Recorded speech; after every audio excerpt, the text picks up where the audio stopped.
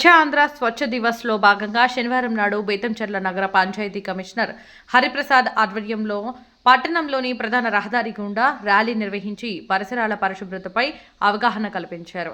అదేవిధంగా పట్టణంలోని శేషారెడ్డి ప్రభుత్వ వైద్యశాలలో పలువురు రాజకీయ నాయకులు, ప్రభుత్వ వైద్యులు, సచివాలయ సిబ్బంది చీపురు చేతపట్టి శుభ్రం చేశారు. ఈ కార్యక్రమంలో నగర పంచాయతీ పారిశుద్ధ్య కార్మికులు, ప్రభుత్వ అధికారులు పాల్గొన్నారు.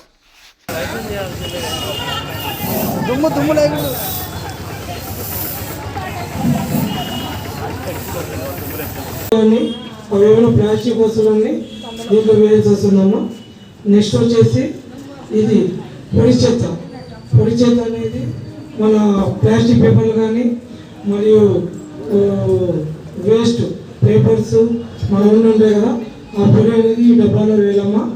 ఇది ప్రతి ఒక్కరు మీరు విని మీ డోర్ టు డోర్ మా వర్కర్స్ వస్తున్నారు, వెళ్ళిన వాళ్ళందరూ ఈ పొడి చెత్తని ఈ డబ్బాలో వేయండమ్మా. ఇది హజార్డస్ వేస్ట్ని ఈ రెడ్ దాంట్లో వేయాలి, ఈ తడి చెత్తని ఈ క్లిప్ దాంట్లో వేయాలమ్మా. ఇది మెయిన్ ఇంపార్టెంట్ ప్రతి ఒక్కరు. కావున ఈ అవగాహన మీరు తెలుసుకొని ప్రతి డోర్ టు డోర్ వెళ్ళినప్పుడు మా పారిశుద్ధ కార్మికులకు బేతంచెర్ల ప్రజలు ప్రతి ఒక్కరు సహకరించవలసిందిగా కోరుతున్నామమ్మా.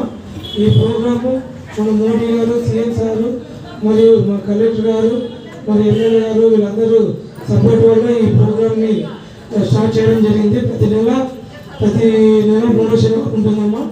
మెట్రో సిబ్బంది కానీ మరియు